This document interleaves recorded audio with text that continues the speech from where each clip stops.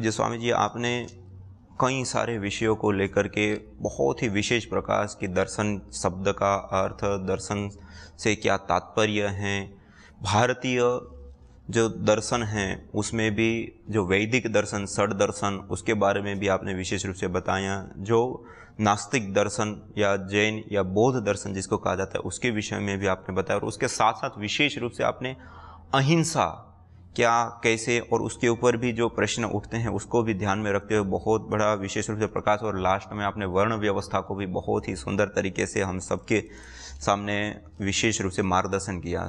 तो क्या स्वामी जी पतंजलि विश्वविद्यालय में जो दर्शन विभाग में दर्शन आदि का अध्ययन आदि कराया जाता है, तो उसमें क्या जो नास्तिक दर्शन आदि जो कहे जाते हैं, जैन बौद्ध आदि, उसको भी पढ़ाया जाता है? ये तो समझिए आपको भी पता है, क्योंकि आप स्वयं दर्शन पढ़े हैं, तो आपको पता है। आपको क्या बताना वो है? दर्शक लोग जो हमें देख रहे हैं, जो उसमें अभिरुचि रखते हैं, तो उनके ज्ञानवर्धन के लिए आपसे पूछ रहा था। दर्शकों की जानकारी के लिए मैं ये बता देना चाहता हूँ कि पूज्य स्वामी जी महाराज दर्शन विभाग से ये एमए हैं, दार्शनिक हैं, आचार्य हैं, और ये हमारे लिए दर्शन विभाग के लिए, और दर्शन विभाग के लिए नहीं, पूरी सनातन के लिए ये गौरव की बात है कि स्वामी जी ने एक बहुत बड़ा कार्य करने जा रहे हैं। यज्ञ पर शोध, तो केवल शोध छात्र भी हैं, वर्तमान के हमारे शोध छात्र हैं और पूर्व के आचार्य हैं।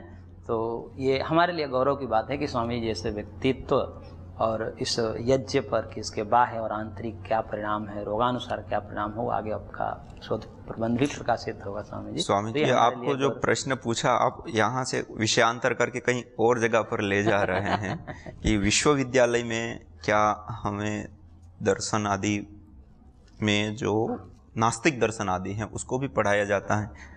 हाँ जी स्वामी जी, हमारे यहाँ दर्शन विभाग में, दर्शन में बौद्ध, जैन, चारवाक, अपने षडदर्शन जो हैं, योग, सांख्य, न्याय, वैशेषिक, वेदांत, मीमांसा, प्राच्य को हम वरीयता देते हैं, लेकिन उसमें भी 90 ग्रंथ भी होते हैं। प्राच्य और 90 करके, प्राच्य दर्शन 90 दर्शन भी होते हैं, तो 90 को भी हम पढ़ाते हैं, प्राच्य को हम वरीयता देते हैं। और केवल यही नहीं स्वामी जी, केवल भारतीय दर्शनों की बात नहीं है, हम पाश्चात्य दर्शन भी पढ़ाते हैं। पाश्चात्य दर्शन में भी जो है वह सुकरात पूर्व, सुकरात उत्तर, जितने भी दर्शन है, जितने भी दार्शनिक है, थेलीज से लेकर के और पाइथागोरस हैं, बहुत सारे उसमें दार्शनिक हैं। सुकरात के आगे भी जो है दार्शनिक, अरस्तु हैं, प्लेटो हैं, उन सबको हम पढ़ाते हैं। लॉक, बर्गले, ह्यूम, ये सब दार्शनिक है, और सब दार्शनिकों को हम पढ़ाते हैं। तो हम यहाँ पर एक पूर्ण दर्शन का रूप देते हैं, क्योंकि हम केवल एकांगी सोच के नहीं, क्योंकि पूज्य महाराज श्री का, पूज्य गुरुदेव का ये मिशन है, उनका एक धारणा है, उनका एक मानना है, वो समग्रवाद के प्रणेता है। जैसे हम दार्शनिक हैं, इंटीग्रेटेड, जो महाराज जी का एक बहुत विशेष शब्द है।